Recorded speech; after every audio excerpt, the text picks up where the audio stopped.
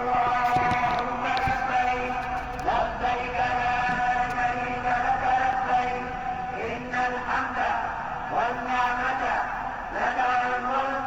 لا شريك لك لبيك الله. Assalamu alaikum musidɓe fulɓe mi salmini on fulɓe TV hande kadi min arani on ɗo yewtere diine yankore ko min musidɗo mon Khadijatou Diallo arani ɗo yettanena jara annduɗa kamɓe janni min ha mi wawi wadde komi waɗata kon Allah accuɓe ɗo ha boya juuta baben amen kadi mi jeyitani noon sorogne e pati en ɓenduɗa kamɓe ne'i men Allah hinno ɓe yaafo yaafande ɓe yaafaɓe e yaafo kadi Modiyan Boubacar Diallo Allah hinno mo yaafodamo e yaafaɓe haray hande kadi min ari yewtere hajjuyanko on ko tawata o woni épisode tammo ɓeydangol anduɓe ɓen andina ɓe anda ɓen saabu adunan ko noon tan woniri heɗoro min hakkille haranaɓe ɓerde Allah ɓeydu jaam e nder leydi men haray ko min e Imam Mouhammad Saliou joɗani on ɗo haray mi watta he hunde sina mi acca tum e hiwrandira e jama on. الحمد لله الذي فرض الحج على عباده المؤمنين وقال عز من قائل ولله على الناس حج البيت من استطاع إليه سبيلا والصلاة والسلام على أفضل من حج ولبى وطاف البيت واعتمر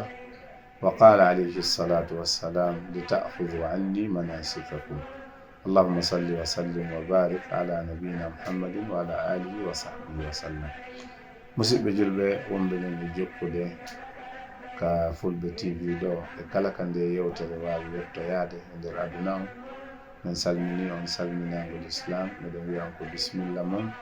e yewtere men ko yewti e oɗo hajju e oɗo programme men tataɓo no ɓe wiri noon haray fahin hiɗen torano fokkutuɓe ɓen yo allahu subhanahu wa ta'ala ɓeydan ɓe cellal laatina haray hande fahin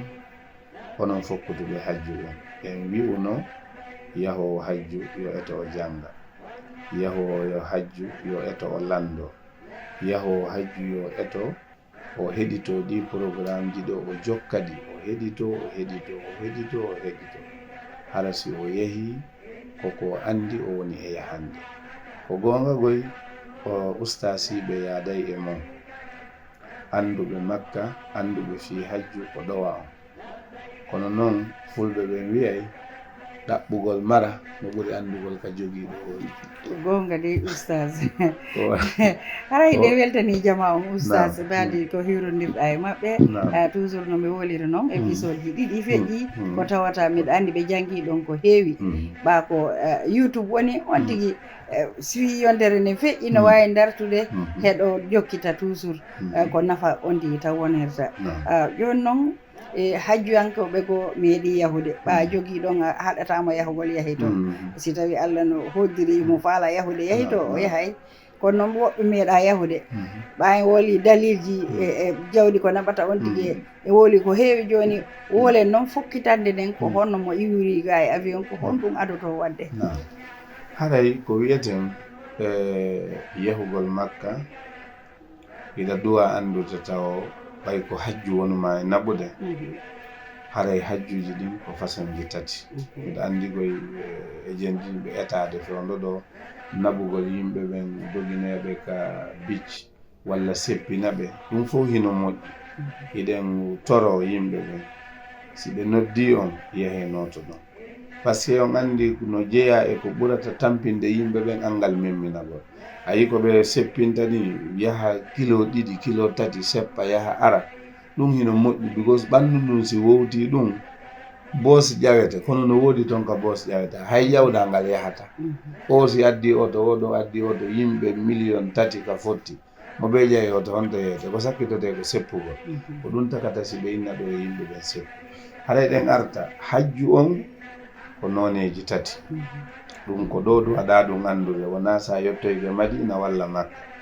hajju no woodi toon ko wiyeteɗo al ifrat hajju no toon wiyeteɗo tamattu hajju no toon wiyeteɗo al qiran al ifrat ɗum woni ko waɗugol hajju rek en aray sifoɗen ko wiyete kon yani alqiran ko ya hiɓɓidir umra on e hajju on waɗiɗa ɗum nde wotere. attamattu ko ya waɗu umra ma on e nder lebbi hajju ɗin ha gayna umra ma on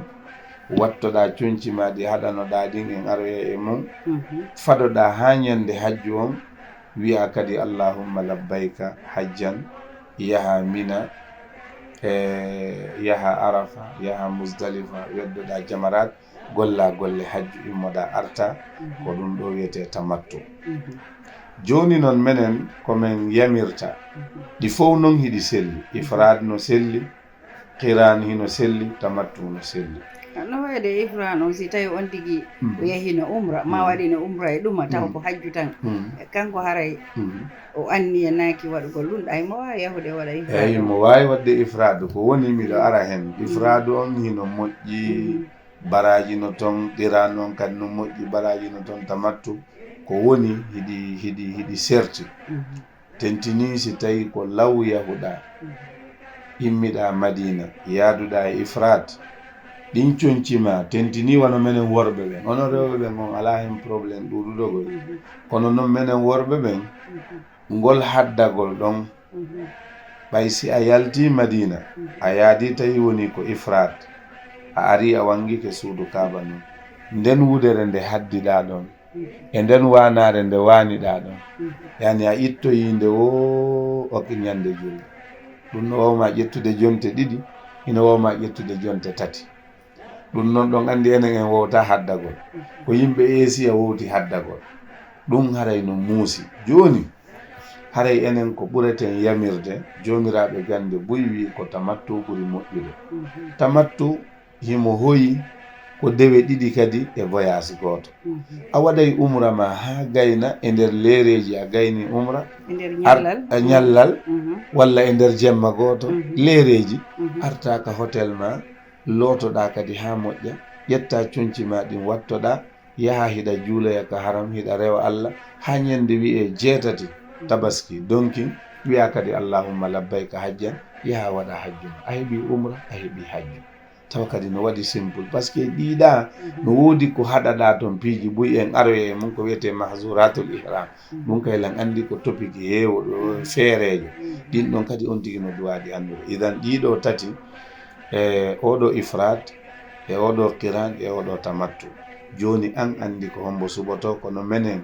min suɓinima yani tamattu on. hay ka yawton yewtugol ngol ko ɗum ɗo ɓuratan wolande ko dewe 2 kadi a waɗi umra a heeɓi hajji. joni haray seyda khadija si jama on andi ɗum ɗo ɗo ɓe yahude haray ko ɓuri heewude kon joni alhamdulillah si iwama Gambia ɗo walla iwama Sénégal walla Guinée Conakry walla Guinée Bissau walla Mauritanie walla Mali, ko ɓuri heewude kon yimɓe ɓen joni ko Madina ɓe attorta si tawi ɓe tardani. joni pilen on so iwi ɗo ko direct Madina. joni ko taki yimɓe ɓen no yaha Madina. si ɓe yehi Madina ko honnum e honnum ɓe du'a waɗude, ko honto ɓe du'a yahude e ko honnum baraji woni e yahugol Madina. haray kadi ɗen lando yahugol Madina ngol no yowodiri e hajju ngon o waye yowodira. ene neɗɗo si o yahi o hajjoyi o yahali Madina haray hajju makko ngun no manki o waye manka. wonaka farillaji hajju woni ko jeeya, wonaka tugale hajju woni ko jeeya, wonaka waɗɗiɗi hajju woni ko jeeya, wonaka sunnaji hajju woni ko jeeya. kono julɗo woni ko hajju woni na hajju, yo Allah dandu julɗo hewtude Makka oronka hewtoyde Madina o juuroyo nelaɗo sallallahu alayhi wa sallam. ko waɗi noon moƴƴereji buy ino ton. idan ziyaratu almasjid nabawi bil madinati nabawiya, waɗoygol ziyara nde ɗo juulirde nelaɗo e saare nelaɗo nden haray taw nelaɗo sallallahu alayhi wa sallam ɓe maaki la tushaddu rihalu illa ila 3 masajid almasjid alharam wa masjidi hada wal masjid al aqsa. nelaɗo maaki goɗɗo du'aka haɓɓude bagasi mum dongal mum fokkita voyage o anniyo himo yahude o rewoya Allah e nden ɗon juulirde, o tawa o heɓay ɗon baraji ɓuri ko heɓata e juulirɗaji hedditiɗɗin si wona juulirɗaji 3. ko masjidul haram ɗum woni e Makka, ka suudu kaaba ndu woni ɗon kañumma e wa masjidi hada e nde ɗo juulirde an ɗum woni masjidu nabawi ka wonɗen e sifade ɗo wal masjidul aqsa e juulirde wonde baytul maqdis wonde Palestine fewndo ɗo ka Israil e Palestine woni e poɗodirde e julɓe hedditiɓe ɗe ɗo juulirɗe tati Seyda Khadija ko ɗe ɗo ɓuri mawnude ko ɗe ɗo ɓuri teddude ko ɗe ɗo ɓuri jogade baraji e dow leydi juulirde nden Makka son heeɓi ɗon waktu goto ko waktuji guluji temedere baraji mum won ɗon heɓude ko ɗum waɗi nde goɗɗo no calcula wiya yahugo soodoya bagage adda ko ɗum ɗo e ɗum ɗo mi heɓata o darali baraji ko on ɗo ko daare tum subaka mon on masjidul haram ɗon ko subakaji guluji temedere yoɓete ɗon fana on kadi guluji temedere alansara on non futuro on non geeƴe ɗen non so yimmike tun on waɗi darɗe ɗiɗi on salmini on heeɓi baraji guluji temedere mo woni ɗon yontere woɗude yaaduno joni mo fokkiti ko honno yarata coñji ɗi ɓornotoɗa ɗin ɓornotoɗa sika gorko ma sika debbo no wowɗa ɓornode no ɓornotoɗa bagage honɗum woni jooɓoma ma ko honno joni Seyda Khadija en wi'ay wondema nomi yinniri Madina ɗo ɓornateri ndin ko sen gayni Madina on ɗen yaltoyde ɗon ara Makka ko ɗon ɓornateri ndi wonde haray ɗo ko simple bi mana coñci ɗi wowɗa ɓornade ɗin ko ɗin ɗon wonɗa e ɓornade hajju ngun wona Gambia ɗo ka airport ɗo fuɗɗi si wona anniye on ɗa anni hiɗa yahude hajju on faami joni wono bagage kadi noon ɓamiɗo andi wa China wonde haysi ko mangoje ɓe yi jungo ma ñamete ɓe jaɓetay ɓenna mangoyina kam hamɓe koya suudu yimɓe ɓe woɓɓe no yiɗi rondagol ñamete kon ɗum annduɗa e ɗum ɗo bagage wano Gambia yimɓe ɓen no hani renade piiji no ton ɗi andanɗa hoore ma tawa ko haɗadi tagoɗo rondo ɗum naɓora hay talki ɓe yiɗa yi'ude toon rondagol piihoy koye andanɗa hoore ma mi ala e wolde drop par ce que ɗum ɗon haray no satti e wowlugol fokkutuɗo Makka kan ɗen andi ko rewgol Allah woni mo e naɓude kono noon e tañine e yo on andi si ɗuuɗi haray fof no jilli haray ɗo piiji ɗi ɓe haɗi ɗin o nayo on tigi fijir maslan ya naɓorgol to coñci hawruɗi tum ɓay ko ɓuri hewde kon si on tigi no jogui njooɓa sooda yey neldariji soodanayi hoore mum coñci joni si a ƴetti coñci boyi a naɓi a soodoyi toon kesi aye waliseji ma ɗen ɓe heewa te walisi kadi ko ɓe hokkuma ko waliseji ɗiɗi jamɗuɗe walis fof oɗo 23 kilo oɗo kadi 23 kilo si ɓurti kilo awa ne siko wowtuɗo kono so wiɗen wo nam oustas wono ñamete wono lacciri woɓɓe yorna ina yoɓoto ɗum ɗon ko probléme ala ka ɗaɓɓanayi ɗum kaydi non probléme ala e ɗin ɗon ñamete mo andanɗa hoore ma ko daguiɗo e wona ñamete haɗaɗo wano sifa o ko wonɗen e woldeɗa ɗum ɗon fof hara ella ala e mum tentini si ko mawɓe tawa ko ɓe si yeehi toon ko ɓe ñamata toon kon wawata hawrande ɓe cellal ngal yoɓagol ñamete maɓɓe on ɓe holla kadi e ɗum ɗo hooreɓe ɓe woni e yadde ɓen no gasa ɓen ɗon sa pakanayɓe ɗum ɓe waɗa ka bagage ji maɓɓe ɗin ɓay ɗon andi joni ko ɓuuri hewde kon wonɓe yahude ɓe naɓoray ɗo ñameteji koɓe defoya toon wono dobbo tiga e kono an noon ɓayna a defoyay toon ɗum ko naɓoɓe hajjiyankoɓe naɓorta ɗum yon noon sa holliɓe a min kayde kon mawɗo ko ɗum ɗo e ɗum ɗo woni komi ñamata ɓe hollete ɗum no rappirte e ko honno waɗirte ka bagage tawa probléme e maslan wawani heɓade haɗa nayi on tigui uggino tun joni Seyda Khadija si immama ɗo Madina wona yahede coñci ɗi on tigui wowi wattade ɗin ko ɗin on tigui woni e wattade haray si hewtoyama Madina inchallahu taala jippoyama ka hôtel aji haray ko argol juula ka juulirde nelaɗo sallllahu alayhi wa sallam kono toujours oustas mi yiltama ɓaawo toujours ko wiiɗa kon fokkuduɗo o hayno anni te wolina ka programme arano ta andintine yimɓe ɓen laɓɓingol ɓernde mum eyi yo laɓɓingol ɓernde mum anniye on tentinigila ka fokkutuɗa ɗo ha miɗo anni wayno toro yaafuye yaafino sino ñawli wawa yoɓutude si wawani fof winda ko joganiɗa yimɓe koɓe joganima hay yaadu hay goto anta aɗa wawi ronkude hewtoyde iɗa wawi yahude ronka artude iɗa wawi artude ronka tawtude ɓe accunoɗa fof ɗiɗo fof no wadde hitande fof kadi en yeey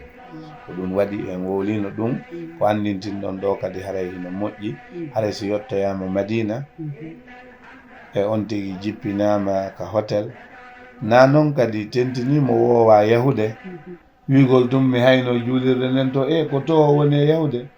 immoɗa yaha tawa a darani laawol ngol a heɓani adresse a yaadani anduɗo yahugol juulengol na probléme kono a isa gayni yalti ko hon laawol hongol rewata ha yaha ka hôtel ɗon woni gol sa renaki a yaltay ɗon ɗum jokka yimɓe koɓe yahan yaha ɓay mo ɓe haray no andi ka yahata annon mo anda ka yahata ana doyta ka ɓe natoyta accitugol hakkille yaada e jama on yaada e jama on ko wadda simi wolɗum no woodi hawju en hewti Madina na hino soroji ɗin andi Madina e Makka ɗum ka ɗuma ka darɗa wa e soroji ɗin kono na ɗon yahugol on a majjata ka yahugol ko ɓay juulirde nden ko wotere na juulirdaji ɗiɗi kono a yisi salminama ko sa yalti ko honto rewata ha yiita hôtel ma o iɗen ƴette adresse ji ɗin carte ji ɗin ɗiɓe jonnata on ɗo ɗin haray ɗumano toon no woodi jawe goɗɗe goɗe ɓe waɗanta on ɗo tawa adresse ji ɗin no toon hôtel on e nombaji téléphone tawa at least si a holli police ni o yettoma ko ngol ɗo laawol rewata si a landaki kadi hay goto landata kome honto yahata hay goto landata kome honto yahata haray ko ɓeydugol accitugol hakkille hara tabbatani ɗe wonde mouradu moƴƴuɗo joni haray Seyda Khadija ko atti kon haray Madina ko juuloygol ka juulirde nelaɗo ko honnum e baraji wonto nelaɗo sallallahu alaihi wasallam ɓe maki juulugol waktu goto ka juulirde an ɗo baraji mum no ɓuri juulugol waktuji wulure si wona ka juulirde Masjidul Haram ko ɗon tum ɓuri ɗo jogade baraji ka juulirde an ɗo ko ɗum waɗi haray on tigi salligo ha moƴƴa si hewti ka juulirde ka on tigi naatiri wo e dambude ɗen aɗo ɗo a naada koyngal ma ñamal ngal wiya bisimillah wassalatu wassalamu ala rasulillah allahumma gfir li zunubi allahumma ftah li abwaba rahmatik no naatirte e juulirdaji hedditiɗin noon si e tawi a yettike joni programme ji ɗin fof waɗama programme ji internet programme ji ɗin fof waɗama programme ji internet haray no woodi app ɓe innamo Nusuk on waɗata download ka mobile ma haray ɓe waɗi toon fi waɗugol ziyara rawda on ɗon a nattina inde ma nattina number passeport ma on nattina visa ma hajji on wowla kadi ñalande nde faalaɗa wadde ziyara juuloya ka rawda ɗon si tawi place mum no woodi si waɗi round ni ɓe inna ɓe jaɓanima Seyda Khadija arayɗa wawi arde ka rawda ɗon waktu kaari yo juula si tawi woni no heewi nden ñalande ɗon ɓe innama de manna kono ɗon tentini ka hajju ɗo wiɗen ɓay ko hajju on app ɗon ka Nusuk heɓugol ɗon access bi mana ɓe jaɓanama pour wawa heɓude ñalande ɗon ka juulata ka rawda weeɓata ko wanno yimɓe ɓen haray no heewi si ɓeynima nde ñalande nden no heewi ndaara ñalande wonde go onon jannguɓe andi fi affaire mobile ɓe jannga ɓen ɓe jonna wowɓe ɓen si ɓe walli ɓe si ɗum ɗon newaki te wawata newanade fof ɗum koko laaɓi haray ndaaru ka juulirde ka juuluɗa ɗon wo si tawina waktu sa hewti ruƴƴa darɗe ɗiɗi nela sa sallam ma kala naatuɗo e juulirde ɗo yo jooɗade yo ruƴƴu darɗe ɗiɗi si tawi no fewnodiri e waktu farilla juula waktu on si a gayni ara waɗugol ziyara ka nelaɗo sallllahu alayhi wa sallam belna ɗon kaɓe surra ɗon kaɓe mofta ɗon kaɓe ubba ɗon ko honno ɗon waɗirte ziyara ɗon kadi noon ko worɓe ɓen waɗata ɗon ziyara ko ɓuri hewde ko rewɓe ɓen wonde hiɓe barana ɓe ɓe jonna ɓe waktu nde ɓe wawata arde par ce que ɓe jaɓata worɓe ɓen e rewɓe ɓen jillondira ka masjidu nabawi ɗum ɗon no serti e ka suudu kaaba to haray on tigi aray ha fewnodira e ka nelaɗo sallah sallam belna ɗon wiya assalamu aleyka ya rasulallah dirta kadi e ka sengo ñaamo kadi seeɗa haray a fewnodiray e ka seydna aboubacry kadi surra ɗon andi ɓe surra takko nelaɗo sallah alih w sallam wiya assalamu aleyka ya ababacrin khalifata rasulillah dirta kadi fayin ka sengo ma ñaamo a fewnodiray e ka seydna oumar belna ɗon wiya assalamu aleyka ya oumar bne lkhatab khalifata rasulillah fewta ka qibla toranoɗa nelaɗo toranoɗa seydna aboubacry toranoɗa seydna oumar bne lkhatab yo allah yurmeɓe yo allah yaafoɓe yo allah waɗu aljanna werde maɓɓe sifa ɗin duwawuji fure ko du'ante kon mayɗo ko du'ante ko e haala ma kan sa wawata arab haala ka woluɗa o hino selli ɓayɗon na juulugol ma kono ko ya fewtu ka qibla toranoɗaɓe na ya fewtu ka qabru e toragol na wigol ɗon kadi nelaɗo wallan nelaɗo dandan nelaɗo okkoran nelaɗo bimi jomba mi heɓani bobo okkoran bobo o way na ɗon woni toragol ɗon ko ziyara yo ko watta si ɗen woladi ala ko on yiyata ɗon façon yimɓe ɓen fop ayi ɗon on faami haray si on tigi gayni ɗon kontina laawol ngol yaltoya ko waɗi noon haray buy hino ɓaawo ma naya haɓɓito ɗon kadi a waɗay ɗon waktuji buy wulure hino waɗi ran ko goto goto ardete si a waɗi tun assalamu ka gaynɗa ɗiɗa o hande kadi a waɗi duwa seeɗa ko ya yaltu goɗɗo goo kadi ara goɗɗo goo kadi ara ɗum ko noon tun ɗum dartinama o fewde waktuji ɗin juulete seyda khadija si ɗon gasi baqi ɗum woni berɗe gila zaman nelaɗo sahabaɓe ɓen ka surra ɗon ha fewdo ɗo kala fatiɗo madina ɗon ko ɗon wona e surrede on tigi yaha juuroyo ɓen ɗon ko honno ɓen ɗon kadi juurorte sa yehi ɗon kadi ko honnum wowlata nelaɗo sallah sallam ɓe wi mi haɗino on juuroyagol gaburuji ɗin ka berɗe kono joni juuroye ko waɗi noon juuroyagol ɗi gaburuji no andintina on tigi ko wiyete mayde ɗum kadi ko worɓe ɓen du'a natude ton waɗa on ɗon ziyara si a hewti ɗon ko yawi assalamu aleykum ahla diyari min almuminin nas'alullaha lana wa lakum al'afiya wa inna inchallahu bikum an qaribin lahiqun assalamu aleykum yo jamɗi kisal woni e dow moon dara qawmul muminin goto galle yimɓe gonɗinɓe allahu tabaraka wa taala ko ɗo woni galle tigi tigi on ɗo wigol 20 by 20 ɗum ala ɗon diru mi heƴa ala ɗon fof no heƴi no deƴƴi hok assalamu aleykum dara qawmul muminin nasalullaha lana meɗen torani hoore amen walakum e onon kadi al afiya ɓuttu Allah waɗan on ɓuttu fewdo ɗon si tawi ɗon wondi e ɓuttu yo Allah ɓeydu si on ala ɓuttu yo Allah waɗan on ɓuttu haray wa inna menen kadi inchallah si Allah jaɓi bikum e mon laahiɓuna komin tawta ɗum ko wiyeten aduna ko yahumiɗo ara hay goto heddotako ɗo wonaɓe hedditiɓɓen kon accatalan accatama wa inna inchallahu bikum an qaribin lahiqun minen kadi ko hande ko janggo koko arata ɓaawo duuɓi min anda kono noon kono min taway on toroɗa ɗon noon yo Allah hinnoɓe yo Allah yaafoɓe yo Allah waɗu aljanna werde maɓɓe kala du'a ko fure du'ante hiɗa wawi ɓe toranade en heeɓi nokkel ɗiɗi ka nder juulirde ɗum ɗo koko yaasi woɗɗodirani sa yeehi tande nden ɓe hollete ɓe wiyama ko ɗo woni baqi si ɗon immama seyda khadija ha joni ko ziyara madina on wonɗen hande kadi noon yahon ka wiyete toon shuhada u uhud hare uhud nden ka wanno ɗon bappa nelaɗo hamza ɓayno gasa hayɓe janggaɓe ɓe daari filmu arrisala on ka hamza bappa nelaɗo waranno ɗon hamza bun abdul muttalib sahabaɓe capanɗe jeɗɗo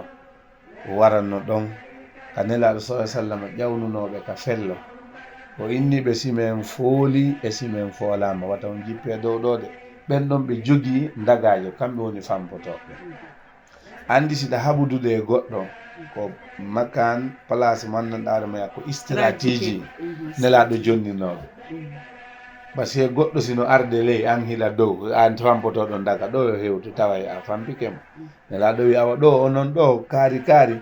wone ka dow fello ɗo pata on jippe ɗo de min fooli o min foola o ko ɗon mi darni kono a yii ɗum bani adama seytane kadi ko ɗon awa gere on fuɗɗi seeɗani tun julɓe ɓen fuɗɗi foolude on andi noon jihad si tawi woni julɗo e kefeere no haɓude nelaɗo no maki sa wari kefeere on gila kaafa ko jogii kon haray ko anje ɓe fuɗɗi moɓude jawle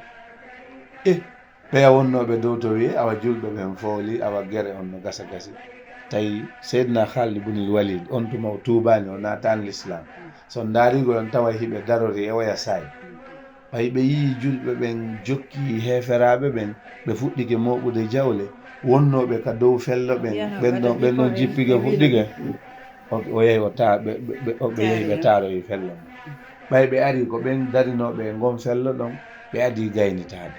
on tuma noon ɓe ari joni ɓe waɗi julɓe ɓen hakkunde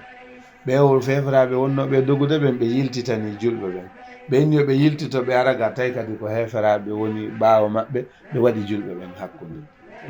ɓe wari o yata sahabaɓe capanɗe jeɗɗo sahindina ɗon ɓen ɗon no surra nokku gotu gila e bappa nelaɗo gila zaman nelaɗo iwayno Madina ɓe yaha ɓe waɗa ɓe siyara ɓe toranoɓe Allahu tabaraka wa taala ko yanuɓe shahid ɗon kadi du'a mo wowluɗen ka baqiɗa on ko on du'a ɗon woni ko ɓeɗo kadi torante Seyda Khadija ɓe torani Allahu tabaraka wa taala yo Allah yurmoɓe yo Allah yaafoɓe iya kadi fello ngo anda ko ɗo gere on wanno kono ko ɗum ɗon tun na mowlugol fello ngo na haɓɓitagol kadi ƴaway toon tiro photo ha woɓɓe yanay ɗum par ce que si ƴawgol ngol fello baraji ay fo sala to si a ƴawi ɗon a mortiki a yani a heeli so arenaga e hajjuma ngo wawatango wadde haɗa yimɓe ɓen renagol si a yii alhamdulillah rabbil alamin tentini si tawi woni a wawata hay wawɓe ɓen ɗon koye ɓe wattan yiile ɓay kanka fello goɗɗo no wawi mortade no wawi yanon awa si ɗon gasi nokkeli watteɗi ziyara ɗin ton no wotton juulirde wiyetede masjid yani al qiblatayn ɗon kadi hiɓe ara waɗugol ɗon ziyara masjid qiblatayn ko ɗum woni juulirde ka qiblaji ɗiɗi fewta juula ko ɗum addi ɗum ara num qibla arano julɓe ɓen ko baytul maqdis ko Palestine fewteteno ɓay nelaɗo sallallahu alayhi wa sallam feri i wi Makka ɓe ari Madina ɓe woni lebbi seeɗa tawa si ɓe darike Madina on andi hari suudu Kaaba ndun no yeeso maɓɓe ɓe fewta baytul maqdis jonnon suudu Kaaba ala Madina nelaɗo sallallahu alayhi wa sallam maslan yiɗugol Makka yiɗugol suudu Kaaba ndun tawi ari ka ɓernde maɓɓe Allah subhanahu wa taala wi min yii ɓernde ma nden jiggol ko yiɗuɗa fi Makka konge suudu Kaaba ndu min fewtinte qibla haray mo yiɗuɗa haray gila ɗo nabi yeeso fewtine geece monɗen ka suudu Kaaba kala juulo o haray joni ko toon fewtata ɓe wi on aya ko jippi tawno woɓɓe no juulude nden juulirde maslan ka fuɗɗode julde hari ko Sham Palestine to ɓe wonno e fewtude ɓay on aya jippike woɓɓe ari he ɓe inni hey awade men andina on joni ko Makka wona e fewtede nani joni wona to ɓe waɗi toon ɓe turni ɗon ɓe fewtiti Makka fuɗɗode julde nden no wayni ko Sham ɓe fewtuno ka lannitode julde ɓe turni ɓe maslan ɓe fewti Makka ɓe qiblatayn ɓe mana juulirde nde qibla ɗiɗi ɗon kadi worewgol ɗon si tawi on tigi no wondi e salliɗi no wawi julde darɗe ɗiɗi e fi kala ɗon jantaka ka wiyeteno du'a waɗede ziyara kono ella ala ɓay ko juulirde ko histiri kadi woni ko rewi ɗon no woodi ɗon nokku kadi ka wiyete sabu masajid ka juulirde jeɗɗi woni ko darnano hare kadi meeɗino wadde ɗon ko wiyete ghazwatul khandak son yehi ɓe waɗay ɗum explain ɗum wawata heƴude ɗo e Salmanul Farisi ɓen ɓe fewjanno nela sa sallam yoɓe jasu gaawol ɓe taarina Madina tawa faalaɓe ɓe haɓude ɓen si ɓe ari ɓe wawata diwde ngol gaawol ɗon ɓe hewta ka julɓe ɓen wonton almuhimmu on nokku ka gere on wanno ɗon juulirde darnama ɗon ɗon kadi ɓe waɗina ɗon yimɓe ziyara kono ko jogii important kon si ɗon gaynama hino toon ka wiyete masjidu Quba masjidu Quba nden ɗon atti masjidu Nabawi o Nelaɗo sallam ko ɓe iwayno Makka ɓe ara Madina ɗo yo ɓe yottade Madina ko nden ɗon ɓe adi darnude taw si ɓe ari noon ka masjidu Nabawi ɗa Nelaɗo sallallahu alaihi wasallam ko honnum ɓe maaki fi waɗugol ziyara masjidu Quba ɓe wi kala salligiɗo ha moƴƴi ka suudu mum o yahi masjidu Quba o ruƴƴi ɗon darɗe ɗiɗi baraji makko no fota o waɗɗo umra awa en andi yahugol Madina ngol baraji no toon hey Nelaɗo ɓe seppayno wonde ɓe yiwa Madina ɗa hay ha joni laawol ngol goy no woodi ka yaltirta ka masjidu Nabawi hara ko seppowo a seppay ha masjidu Quba siɗa faala bakotako Nelaɗo sallam laawol ngol ɓe rewaynongol ha joni ngol ɗon no acca fus waɗaka e maggol ɗe darɗe juuleteɗe harayno woodi hen ayaji suɓaɗe ka ko on tigui jangue o baali Fatiha eyyi kala ko jannguɗa o hino selli fi ka suɓa toon ɗum kaka suudu Kaaba to sa wangi ke laabi jeɗɗi eyyi joni ɓawi hewtani koɓe landude ɗo on kala ko jannguɗa o e ayeji alqur'an faqra'u ma tayassara min alqur'an ɓe won tan tawa no selli eyyi haray ɗum ɗon hino ilo maslan no selli haray on masjidu Quba ɗon ko ɓuuri moƴƴude kon haraɗa wondi e salligi sa wiyatake noon salligi ma si boni na ya salligoyo toon o way ɓiɗa ɓe waɗi ka takkite hiɓe waɗi ka sallige juulirɗe maɓɓe ɗen fof toon fof joni yan ñaama ɓe ɗumannike on tigi naata ɗum juula arta noon Madina joni haray ko honnum woni ko ziyaraji ɗin fof timmi joni ko honnum heddanima ko ya eto waktuji ɗin fof juulaɗi ka juulirde Nelaɗo sallallahu alaihi wasallam fiya berko wonɗa Madina kon wiyatake ko ɓe yontere nden timma siko balɗe 5 ɓe wi wonton Madina etoɗa ɗi fof na yahugol e basi yimɓe ɓen noon no metti wolande wona walagol e dande ɗatude naɓu ma an jiyankoy wona darugol télé woni ko naɓu ma ɓay woɓɓe yeɓare ni eyi wona e ɗi mobile ji ne woɓɓe salo juuloyde tawa no ɗumanni ɗon a anda si Allah subhanahu wa ta'ala wallete wawa artude ɗo ko heɓoto ɗo kon kadi heɓota ko nokkuwo o subaka mo juulata Gambia ɗon e subaka mo juulata ka juulirde Nelaɗo o mo subaka mo juulata Gambia ɗo ko subakaji 10 yoɓeteɗa o mo juulata Madina ɗa ko subakaji wulure yoɓe ɗum no woɗɗodiri de haray yo yimɓe ɓen tinno ɓe wakkilo e rewgol Allah jantagol inde Allah e janngugol alqur'an e hebbingol naafilo ka nder juulirde haray miɗo andi hande en wawa en taƴay ɗon ɓa oustas gonga ko wi ɗon si tawi on tigui adori ɗon o waɗay ɗiɗo piiji fo si tawi noon o tarde o yeehi direct o kala ko tomo sakkitorta so ari ɗon kadi koko wiɗen ɗo kon o waɗata e fonde ko san joni haray miɗo andi en wawa darade ɗo haray inchallahu taala programme men artoyo on haray en yewtay hajjiyankoɓen ko on siɓe gayni o ziyara mo ɓe watta masjidul Nabawi ɗo ka Madina ko honno ɓe yaltirta Madina ɓe ara Makka fi anniye waɗugol umra walla waɗugol hajju ko ɗum wonayta yewtere men arore nde inchallah haray to Allah subhanahu wa ta'ala tawnu en ɓeydana kadi fahin cellal fokkutuɓe hajjuɓen hiɗen wiya ɓe kadi tentiniɓe heewa cellal ɓen docteur ɓe ɓen ko ɓe inni yon accu en accede en wolino noon e ɗiya programme kono en fillitoto so ɓe inni ɗuytulanɗa sa ɗuytani sa renaga yata Makka de par ce que ko siɗa selli si ɓe inni ɗuytu a ɗuytani ɓe inni accu a accani cellal ma ngal memminike a wawa yewde yimɓe ngo ɗo accatama haray ko cellal ngal watta noon yiilal ɓe ɗuyte acce wassalamu aleykum wa rahmatullahi wa barakatuh jarama oustas haray musidɓen hannde kadi ko onon naniri ɗe yewtere jomuɗo anndi yewtere nde wooɗi weeli on heɓay hen nafooreji heewɗe haray meɗen yetta oustas Mamadou Saliou bamo annduɗa o sunna essence makko o ara tum fi men jooɗo heɓon ko nafitoron Allah winda mo baraji kanko kadi on koye ɓengure makko haray meɗen yetta team Fulɓe TV fof jejjitani Samba Guilaji Mbaalo ha France mo annduɗa himo tambiti Fulɓe TV team on fof kadi miɗe toranoɓe jaam woni gila Mamadou Saliou Abdoulaye Mbaalo Mamadou Aliou Moussa DJ Yero ɓe fof mi accani he goto haray ko ustaz wi kon haray ɗen duwani yahoɓe hajju ɓen Allah naɓa ɓe jaam arsira ɓe jaam e ɓe guura maɓɓe jaɓana ɓe kadi ko ɓe toroyi kon weeɓinana kadi ɓe yahani ɓen yoɓana ɓe yimɓe ɓen kadi Allah yoɓa ɓe windana ɓe baraji Allah ɓeydu jaam e nder leydi ni saabu koye jaam tan ɗum heɓoto iɗon andi ko hitande élection wona Allah ɓeydu jaam nder leydi harani élection ji arayɗi Gambie ɗo feƴƴe jaam koko memmini kadi hakkude Iran e Amérique Allah hibbu ndiyam ɓuuɗan e muɗum ɓeyde jaam e nder aduna o saabu koye jaam tan on tigi waɗata ko faala Allah ɓeydu jaam haray ɗum musidɗo on kadi Jotu Diallo mi yetti on ha yontere arayne inchallah hiɗen jokkodiri ha ka hajju inchallah haray on jarama ko musidɗo on kadi إن الحمد والنعمة لك الملك لا شريك لك